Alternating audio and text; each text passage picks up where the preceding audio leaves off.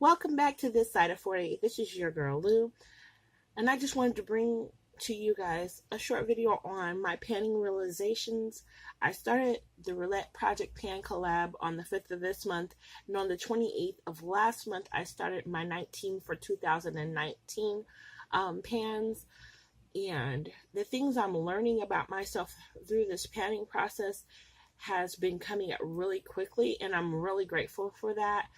I am so grateful to be part of the sisterhood of this community. Everyone that I have talked with or shared messages with has been very helpful and very honest about their panning goals. So I wanted to share my realizations, and at the end of this, I will tell you guys what my panning goals are. Number one, I have learned how to apply my makeup with better speed. And what I mean by that is when I get up in the morning, I have my foundation I'm using currently, my powders, my eyeshadow. Everything's already picked out for me, so it's not a hard thing to do. Two, I learned that I really love color.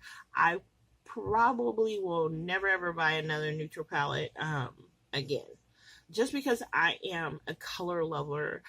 My skin tone makes it so that I enjoy just all types of colors. I realize that I am truly an eyelash wearer more so than a mascara kind of person. So there won't be too many mascaras that I purchase after I use up the mascara I have in my back stock. Three,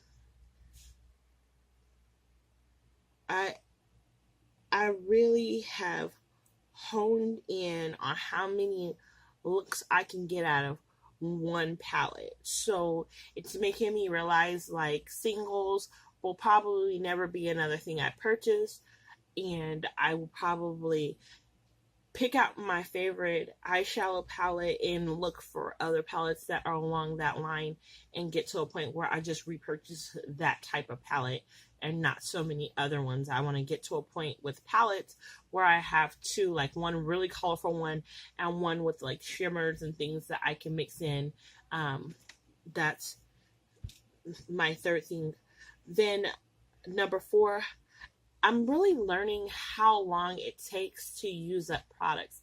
I never really thought about how long it would take me to use a total mini lipstick or a lip gloss or mascara or eyelashes, because I constantly was just repurchasing in fear that I wouldn't have any.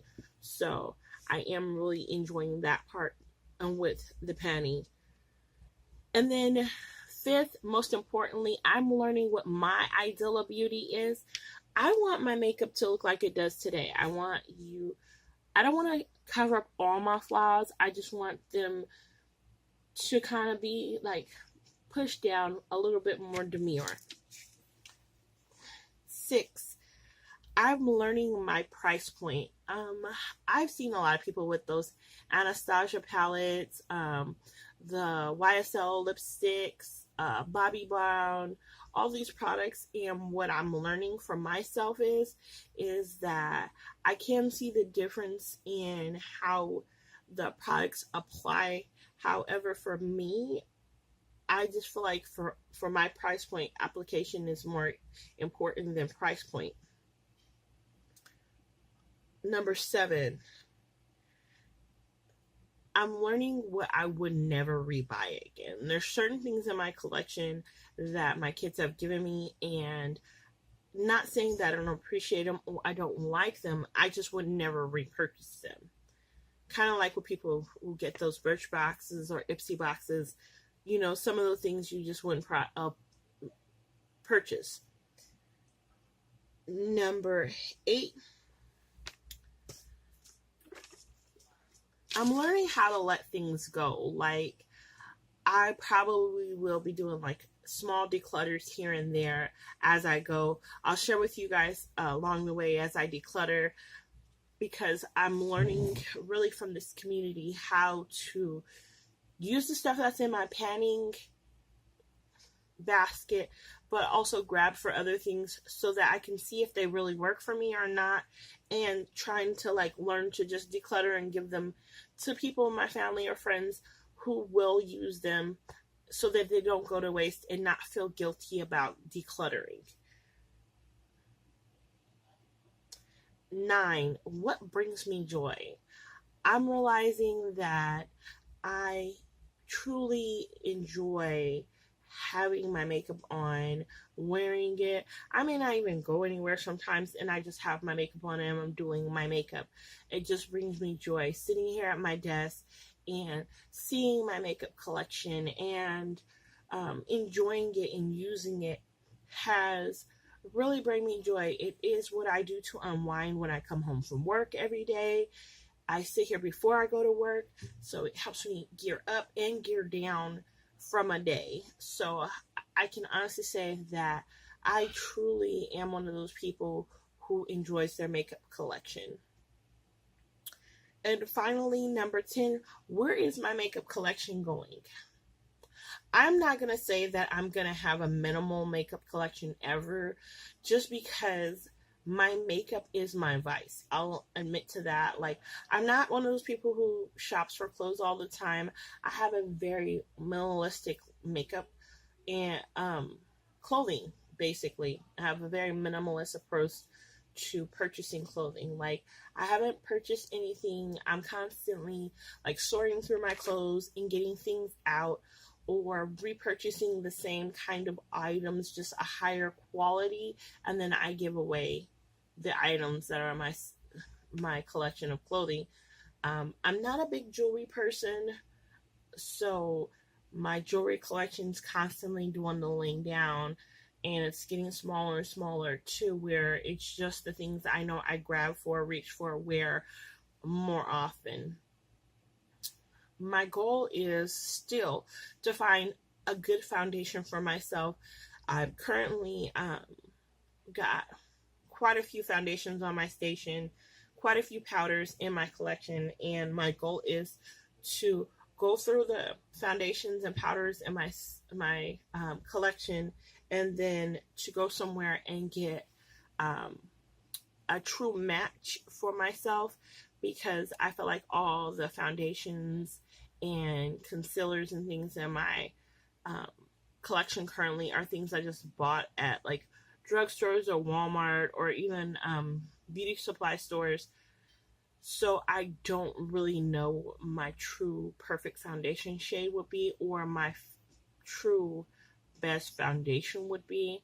I can honestly say my favorite eyeshadow um, company thus far has really been BH Cosmetics. I liked Anastasia Beverly Hills, but for the price point, it still has fallout. I love the pigmentation of Julia's Place on my skin tone because her color pigments pick up really good. But for my price point, I can honestly say I get more shadow out of a BH Cosmetics palette. I love Morphe's consistency with their shade range. However, I can't see paying the difference in the price between BH Cosmetic and Morphe. Usually is anywhere from like $6 to $15, and I'd rather just stick with what I know is going to show up on my skin perfectly. As far as lipstick, I can honestly say currently my favorite brand of lipstick, really for my price point, would have to be Black Radiance or NYX. Black Radiance because their skin, when you apply it, it pops on my skin. It just dead on all the time. NYX because I can try colors that I would have never really reached out for the price point. Then as far as eyeliners, I'll be honest, I probably, once I use up all the liners and the pencil liners in my collection, I probably will not be purchasing any more eyeliners. I want to go through all the liners in my collection, and I probably will only have a brown, a black, and a white, and a purple in my collection, and then that would be it. Maybe a peacock color. As far as brushes, I'm gonna be honest, I really love the Wet n Wild brushes. I have some BH Cosmetics and Coastal Scents. Coastal Scents brushes are nice. Morphe brushes are really good. The ones from Sephora are very good as well. I just, for my personal price point, I like Wet n Wild, and I also love the brushes I got off eBay. I feel like all brushes shed over time as much as I clean my brushes, so I don't see the point in paying $45 for one brush when I can get a set of brushes for $45. Last but not least, what is my makeup aesthetic going to be like going forward?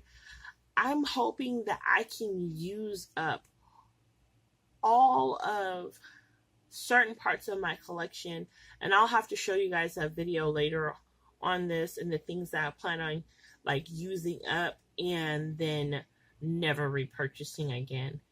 I thank you all for watching. If you haven't had the time, please comment, rate, and subscribe.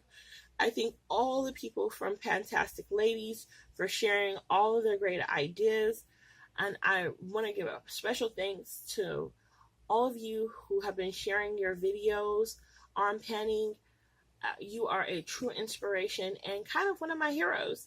Alrighty then, have a nice night.